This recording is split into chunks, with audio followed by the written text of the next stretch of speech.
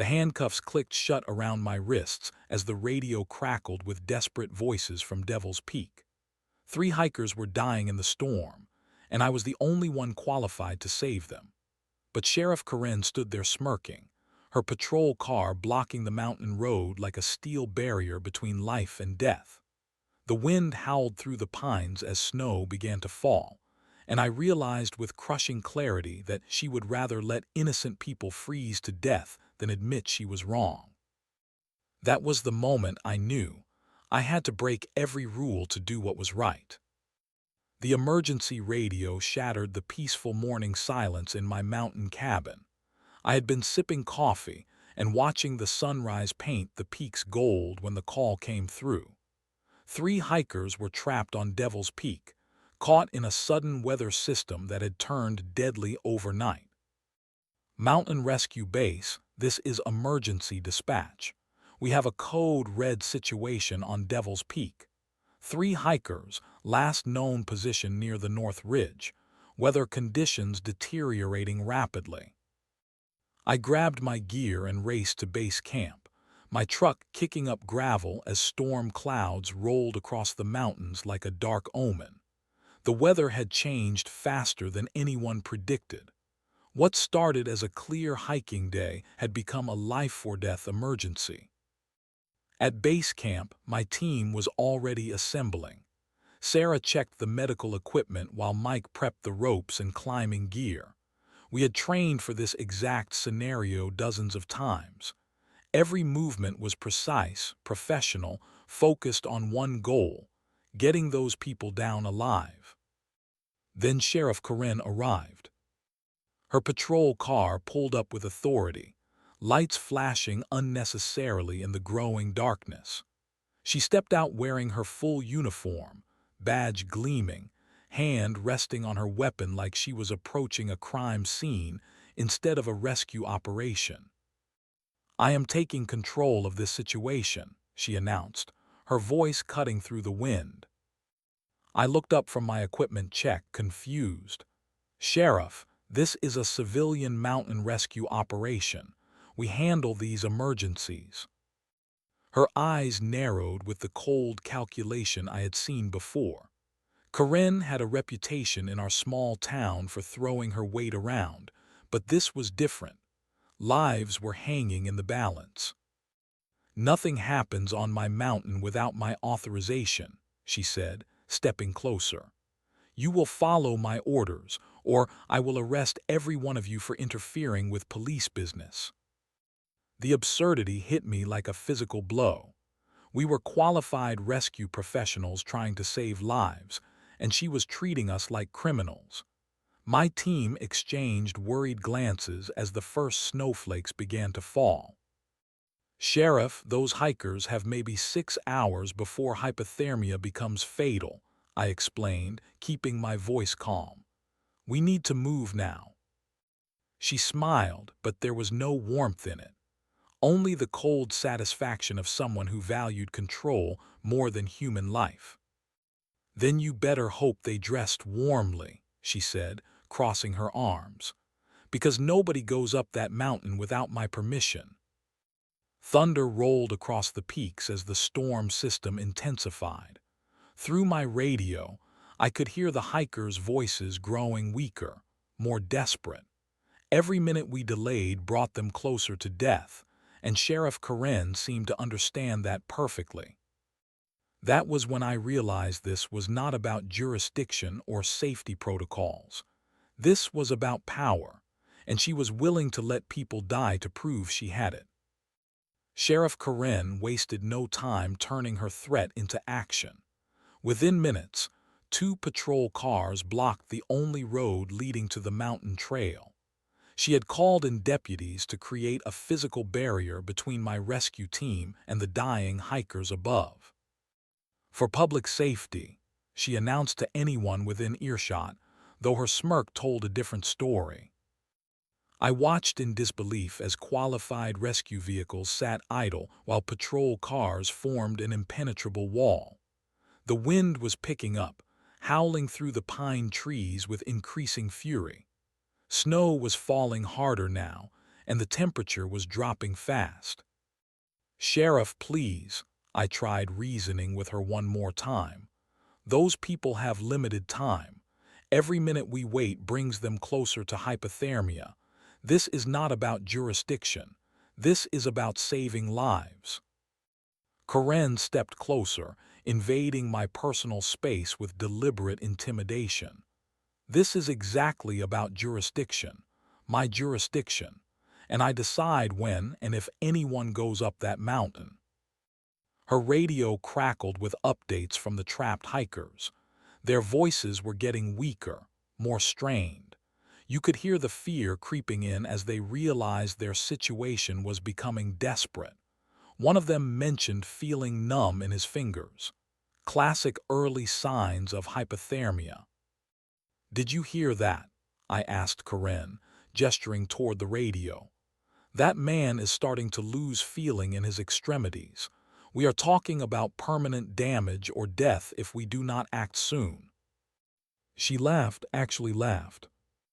"Maybe city folks should think twice before wandering into dangerous mountains they cannot handle," she said, adjusting her badge with theatrical authority. "Not my problem if tourists do not respect the power of nature." My team stood behind me, professional rescue equipment ready, specialized training engaged, but completely powerless against the arbitrary authority of one person's ego. Sarah, our medic, looked physically sick listening to the deteriorating condition reports coming through the radio. The storm was reaching full intensity now. Visibility was dropping to near zero on the mountain, and the wind chill was becoming life-threatening. Every weather report confirmed what we already knew: time was running out. "Sheriff Karen," I said, making one final appeal to whatever humanity might exist beneath her uniform. "I will take full legal responsibility for this rescue. Sign whatever paperwork you want, but please let us do our job." She studied me for a long moment, seeming to enjoy the desperation in my voice.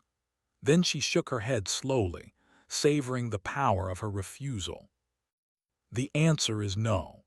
And if you attempt to bypass my authority, I will arrest you for obstruction of justice and interfering with police operations." That was when I realized we were not dealing with someone who could be reasoned with.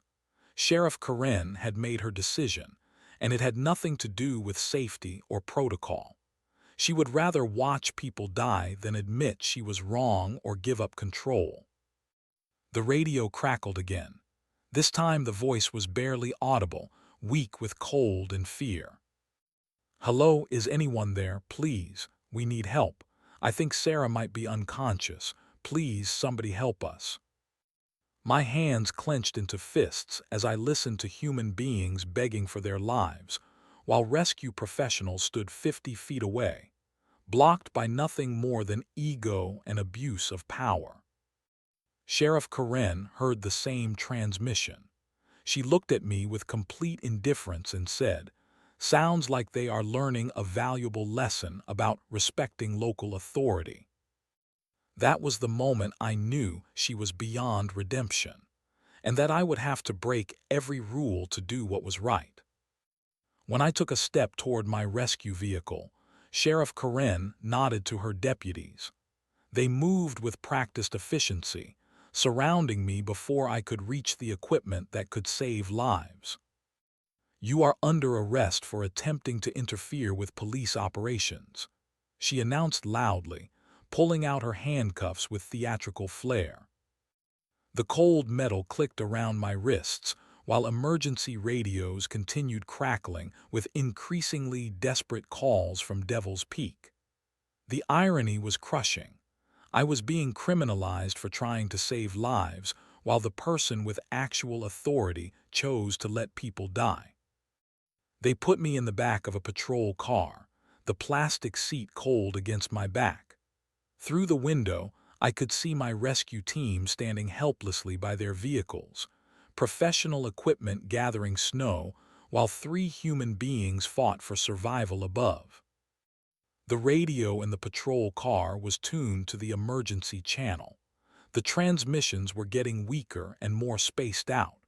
One hiker had stopped responding entirely. Another was mumbling incoherently, classic signs of severe hypothermia setting in. "Sheriff, one of them is not responding anymore," I called out from the back seat. "That likely means unconsciousness from cold exposure. Without immediate medical attention, that person will die within hours." Karen looked back at me through the partition, her expression completely unmoved. "Maybe next time tourists will think twice before wandering into mountains they cannot handle. Natural selection at work." Her casual dismissal of human life hit me like a physical blow. This was not someone having a bad day or making a difficult decision under pressure. This was someone who, fundamentally, did not value human life when it conflicted with her need for control. I looked around at the deputies who had arrested me. Most of them seemed uncomfortable, avoiding eye contact and shifting nervously. These were local people who knew the difference between right and wrong, but they were trapped in a system where challenging authority could cost them their jobs. Deputy Martinez, someone I had known for years, finally met my eyes. He looked conflicted, almost sick. "I am sorry," he whispered when Karen was not looking. "I have a family to feed." "I understand," I whispered back, "but those people up there have families too." The storm was reaching its peak intensity. Wind rocked the patrol car, and snow was falling so hard it was difficult to see the mountain through the windshield. Conditions that had been challenging for rescue were becoming impossible, and with each passing minute, the chances of survival dropped dramatically. Another radio transmission came through, barely audible now. "Please, so cold, cannot feel my legs, please help us." I watched Sheriff Karen through the window as she heard the same desperate plea. She was checking her phone, completely unbothered by the human suffering her decision was causing. The contrast was horrifying. She sat warm and comfortable in her position of power while people died preventable deaths in the storm above. "Deputy Martinez," I said quietly, "you mentioned having military contacts. Is there anyone who might be able to help outside of local jurisdiction?" He glanced nervously toward Karen, then back at me. After a long moment, he nodded slightly. "My old commander runs helicopter operations now, federal jurisdiction." It was the first spark of hope I had felt since this nightmare began.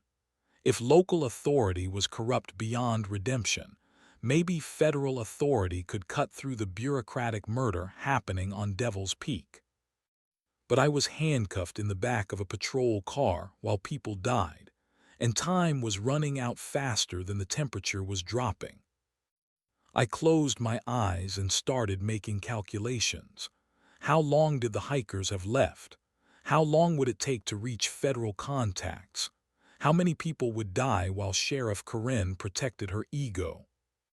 The radio crackled one more time, so weak I almost missed it.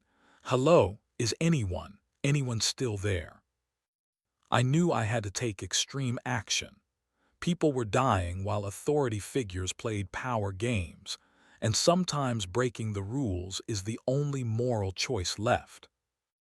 The final radio transmission from Devil's Peak changed everything. Through the static and wind noise, we heard two voices instead of three. One hiker was calling for help while another mumbled incoherently in the background.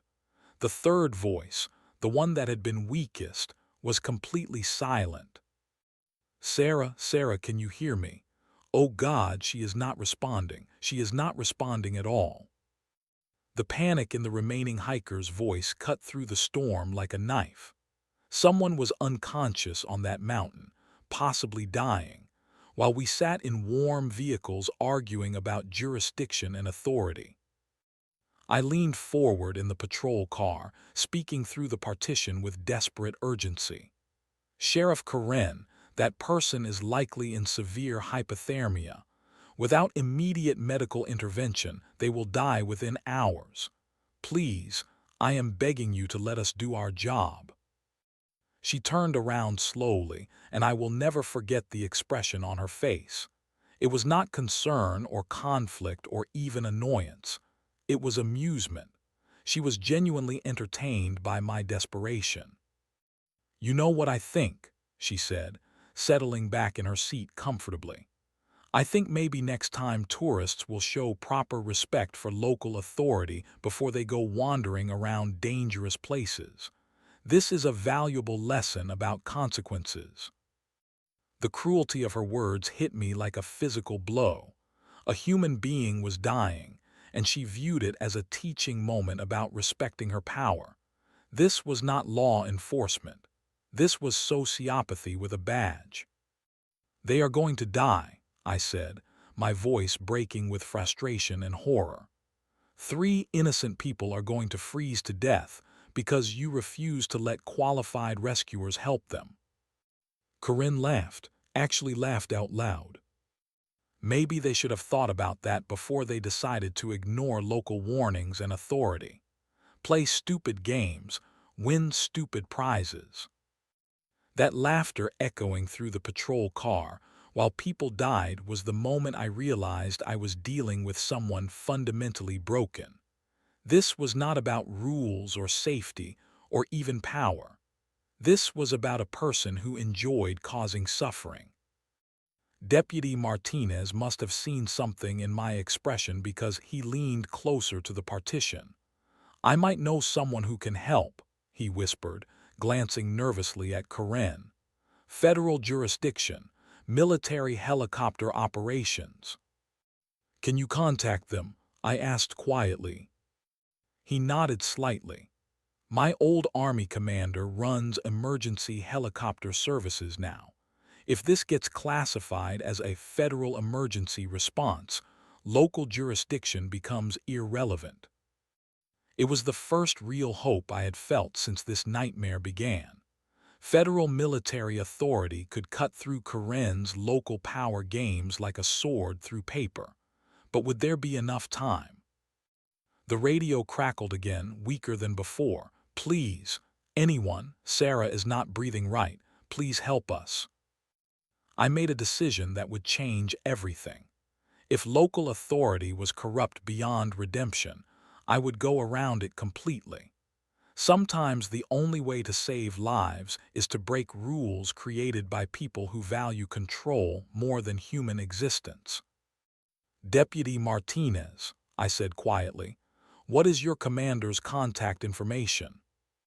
He hesitated, looking toward Karen, who was now scrolling through her phone with complete indifference to the emergency unfolding around her. Then he pulled out a small notebook and wrote down a number, sliding it through the partition. "Emergency military line," he whispered. "Tell them it is a federal training exercise if anyone asks." I memorized the number and looked out at the storm.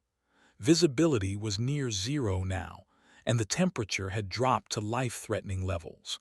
Those hikers had maybe 2 hours left before hypothermia became irreversible. The radio transmitted one more time, so weak I had to strain to hear it. "Cold, so cold, cannot feel anything, please." I closed my eyes and made the hardest decision of my life. I was going to break every protocol, circumvent every authority, and risk everything to save people that Sheriff Karen was content to let die. Because sometimes when the system fails, individuals have to step outside the system to do what is right. And if that made me a criminal in Karen's eyes, so be it. I would rather be arrested for saving lives than live with the knowledge that I followed orders while innocent people died preventable deaths. The storm raged outside, but inside that patrol car, I was already planning how to bring down thunder of a different kind. Using the patrol car's radio system while Karen was distracted with her phone, I managed to dial the emergency military line Deputy Martinez had given me.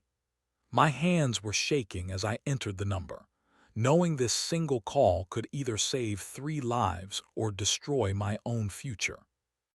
Emergency military operations. This is Commander Rodriguez.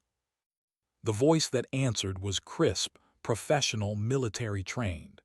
Everything Sheriff Karen was not. Commander, this is a federal emergency request. I have 3 civilians trapped on Devil's Peak in severe weather conditions. Local authority is preventing qualified rescue personnel from conducting life-saving operations. I need immediate helicopter extraction before hypothermia becomes fatal. There was a pause. Identify yourself and provide your authorization code. I took a deep breath. I am the Civilian Mountain Rescue Coordinator for this region. I do not have authorization codes because local law enforcement has arrested me for attempting to save lives. Sir, people are dying while we argue about jurisdiction. Another pause, longer this time. Explain the situation. I gave him the full story in rapid, military-style briefing format. 3 hikers trapped by sudden weather. Rescue team ready and qualified, local sheriff blocking access for personal power reasons. 1 victim already unconscious from hypothermia. Verification needed, he said. Put me through to the ranking local law enforcement officer.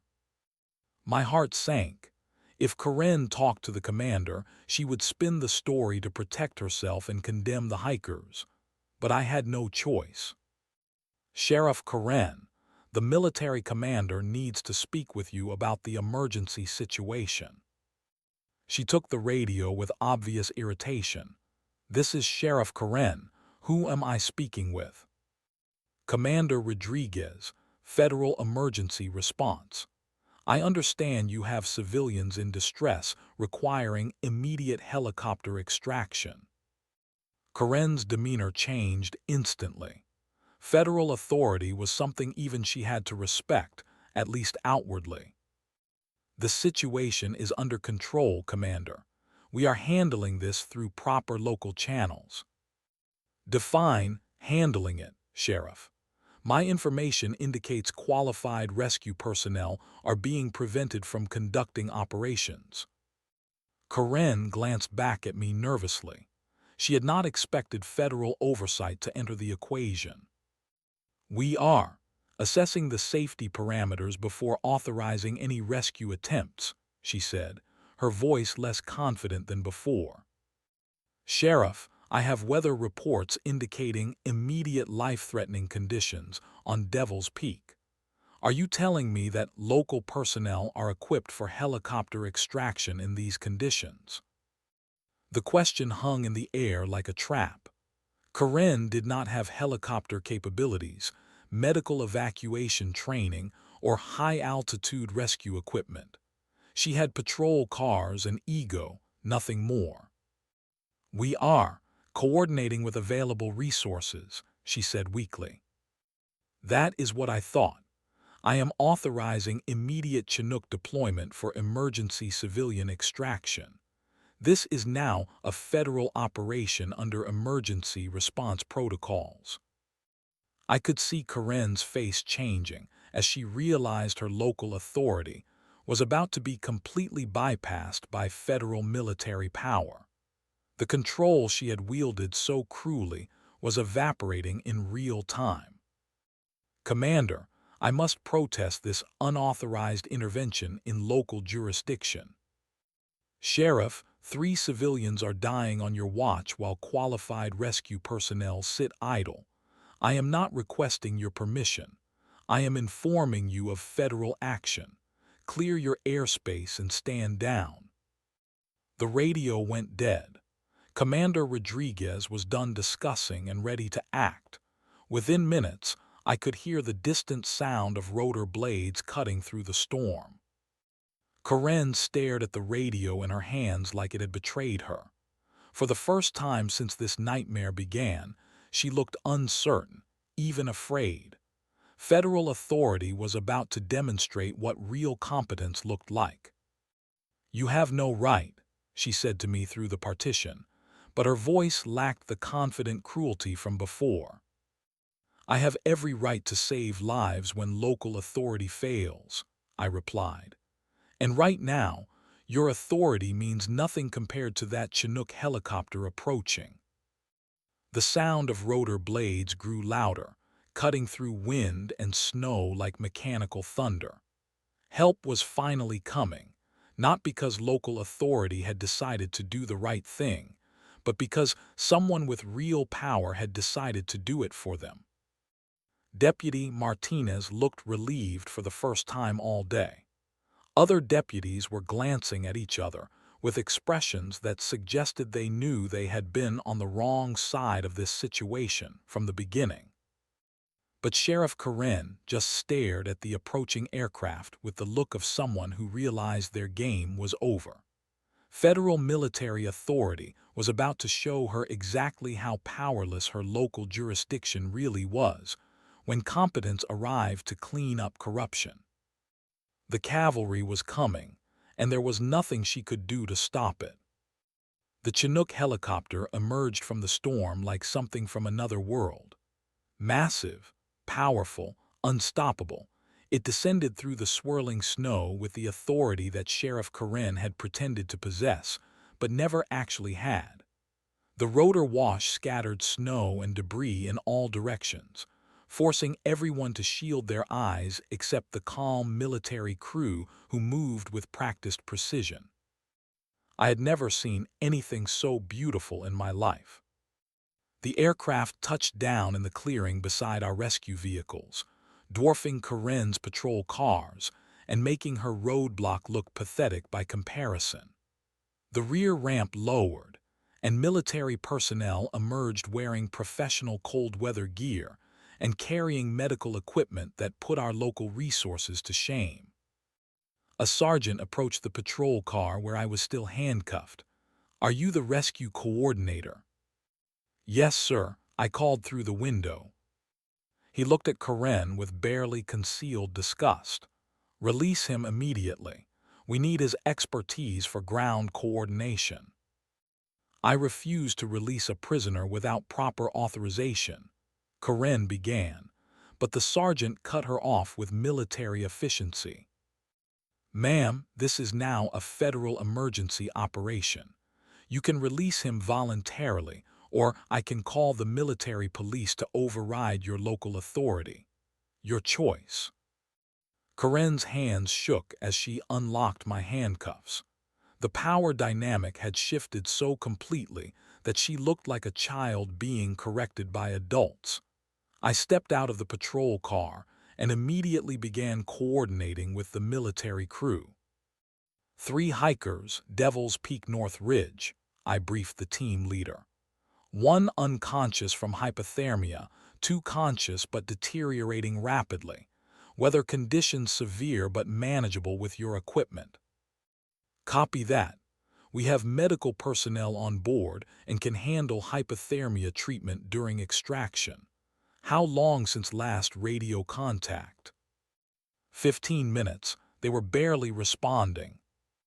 The team moved with the kind of professional competence I had been trying to deploy for hours while Karen played power games. They loaded additional medical equipment, checked weather conditions, and prepared for high-altitude extraction in conditions that would have been impossible for ground-based rescue. Karen attempted one last assertion of authority. "I demand to speak with your commanding officer about this unauthorized intervention in local jurisdiction." The team leader, a weathered master sergeant with decades of experience, looked at her with the kind of expression reserved for particularly stupid obstacles. "Ma'am, your local jurisdiction was about to let 3 people die while qualified rescue personnel sat in handcuffs. Right now, you need to step back and let professionals handle this situation." She tried to argue, but her voice was drowned out by the Chinook spinning up for departure. The military crew boarded with swift efficiency, and the massive aircraft lifted off into the storm, carrying hope and competence toward Devil's Peak, while Karen stood in the rotor wash looking small and powerless. For the next 40 minutes, we monitored radio communications from the ground. The military crew found all 3 hikers exactly where we had calculated they would be. The unconscious victim was suffering severe hypothermia, but was alive and treatable. The other 2 were conscious but in critical condition. "We have all 3 packages secured," came the voice from the Chinook. "Medical personnel are treating hypothermia victims en route to Regional Trauma Center. ETA 12 minutes. I felt tears freezing on my cheeks as relief flooded through me. All 3 hikers were going to survive.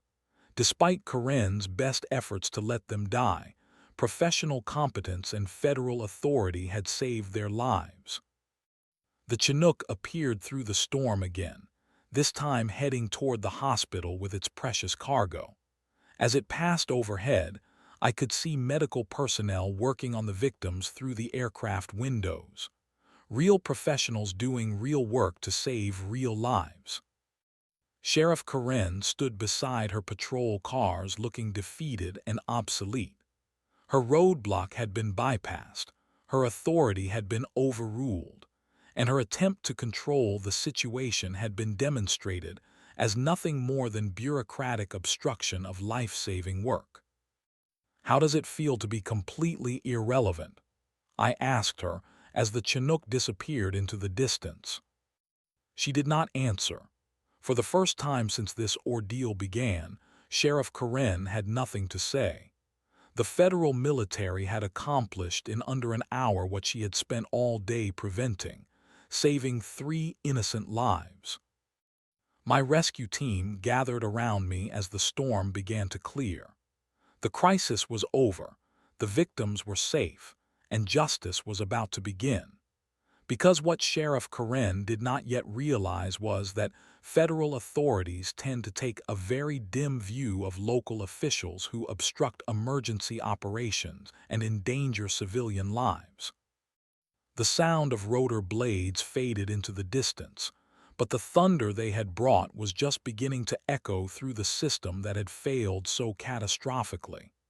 The cavalry had arrived, completed the mission, and left behind a reckoning that would reshape everything. News travels fast in small towns, but this story traveled faster than anything I had ever seen. By the time the Chinook delivered the rescued hikers to the Regional Trauma Center, local news crews were already setting up cameras at our rescue base camp. The dramatic helicopter rescue, the bureaucratic obstruction, and the federal intervention had created a story too compelling for media to ignore. Within hours, footage of the massive military helicopter emerging from the storm was playing on every local news channel. The contrast was visually devastating. Professional military rescue operations next to Sheriff Karen's patrol cars blocking the road like toys. Karen attempted damage control immediately, giving interviews to any reporter who would listen. "We were coordinating closely with federal authorities," she claimed, standing in front of her department's logo with practiced political authority. Local law enforcement worked hand in hand with military personnel to ensure a successful outcome. But recorded radio transmissions tell a different story than political spin. The emergency dispatch recordings were released through public information requests within days. Every cruel word Karen had spoken, every laugh at human suffering, every callous dismissal of dying people was captured in digital clarity. Her voice saying, "Maybe next time tourists will show proper respect for local authority," while people begged for help played on loop across social media. The recordings went viral. Sheriff Karen began trending on social media platforms as people shared clips of her laughing about tourist deaths and blocking rescue operations. The hashtag grew into a broader conversation about police accountability and abuse of authority in small-town America.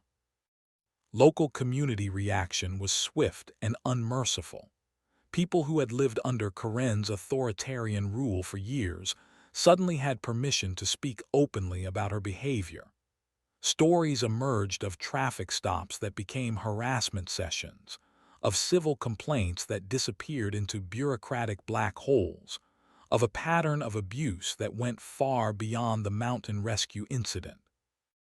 The three rescued hikers recovered fully at the regional trauma center.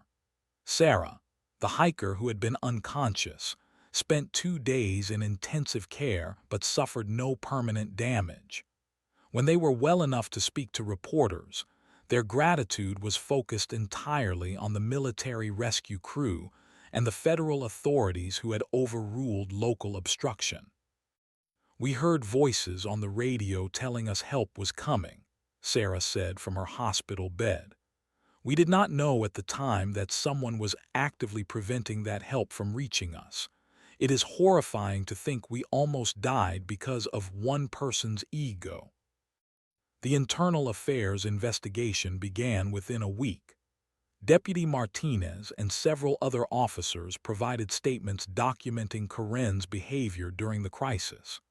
They described her casual dismissal of emergency calls, her threats against rescue personnel, and her explicit statements about letting the hikers die as a lesson to other tourists. Federal authorities launched their own investigation into obstruction of emergency services. The FBI became involved when it was determined that Karen's actions had crossed state lines by interfering with federal rescue operations. The charges they were considering carried serious prison time. My rescue team received commendations from the State Emergency Management Agency and the military command that had authorized the Chinook deployment. Commander Rodriguez personally called to thank us for maintaining professionalism under extreme bureaucratic pressure. But the most satisfying recognition came from the community itself. People began approaching me on the street to express support for what we had done. Local businesses displayed signs thanking the rescue team and the military personnel who had saved lives, despite local government obstruction. A recall petition began circulating within 2 weeks of the incident. Citizens who had never engaged in local politics before were demanding Karen's immediate removal from office. The petition gathered more signatures in a month than any political document in the county's history. Sheriff Karen's attempts to control the narrative failed completely because the evidence against her was overwhelming and undeniable. Radio recordings, federal investigation reports, witness statements from her own deputies, and the simple fact that she had arrested rescue personnel while people died created a story that no amount of political spin could alter. The community had seen what happened when authority served ego instead of public safety. They had watched federal competence clean up local corruption, and they had decided that Sheriff Karen's version of law enforcement was not just ineffective but actively dangerous. The reckoning was no longer just about one rescue operation. It was about years of accumulated abuse finally facing consequences in the harsh light of public scrutiny. Federal charges came down 6 months after the Devil's Peak incident. Sheriff Karen faced multiple felony counts including obstruction of emergency services, abuse of authority under color of law, and endangering civilian lives during emergency operations. The FBI investigation had uncovered a pattern of misconduct stretching back years, with the mountain rescue incident serving as the final, undeniable proof of her unfitness for office. The federal prosecutor was particularly interested in Karen's recorded statements about letting tourists die as a lesson, about respecting local authority. "This represents a fundamental betrayal of the oath to protect and serve," he announced at the press conference. "Law enforcement officers who actively prevent life-saving operations have crossed a line that demands serious consequences." Karen's legal team attempted to argue that she had been following safety protocols, but the evidence against her was overwhelming. Radio recordings, witness statements from her own deputies, and expert testimony from federal emergency response coordinators painted a clear picture of someone who had prioritized personal control over human life. The military command that had authorized the Chinook rescue testified about the unprecedented nature of having to override local authority to save lives. Commander Rodriguez's testimony was particularly damaging. In 30 years of emergency operations, I have never encountered a local official who actively prevented qualified rescue personnel from saving lives. This was obstruction, not law enforcement. I received formal recognition from multiple agencies for maintaining professionalism and coordination during the crisis. The State Emergency Management Office presented our team with their highest civilian honor for life-saving service under extraordinary circumstances. But the recognition that meant the most came from the 3 hikers we had saved.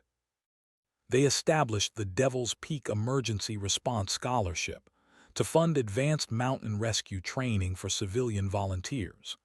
Sarah, the hiker who had been unconscious from hypothermia, spoke at the ceremony. "We survived because people were willing to risk their careers and freedom to do what was right. This scholarship ensures that future emergencies will be handled by trained professionals, not blocked by bureaucratic ego." The recall election was a landslide. Karen lost by the largest margin in county history, receiving less than 20% of the vote. Her replacement was a reform candidate who ran on a platform of community service, transparency, and emergency preparedness. The new sheriff's first act was implementing protocols that prevented any single official from blocking emergency operations. Deputy Martinez, who had provided the military contact that saved 3 lives, was promoted to lead the new Emergency Coordination Division. "We learned that following orders is not always the same as doing what is right," he said in his acceptance speech. "Sometimes good people have to make hard choices to protect others." Karen's sentencing hearing was packed with community members, rescued hikers, and emergency responders from across the region.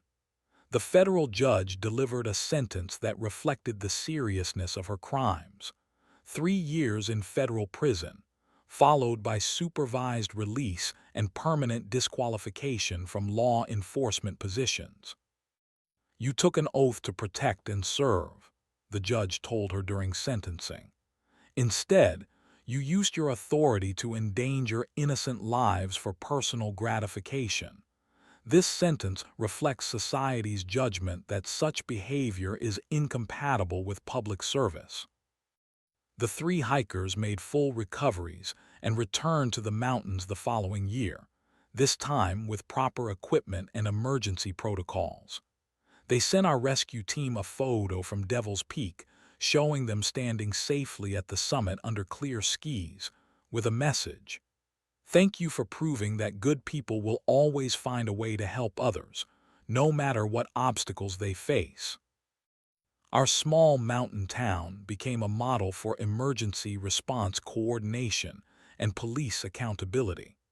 The protocols we developed after the Karen incident were adopted by other communities facing similar challenges with bureaucratic obstruction of emergency services. I returned to my peaceful cabin and continued mountain rescue work, but with enhanced authority and community support.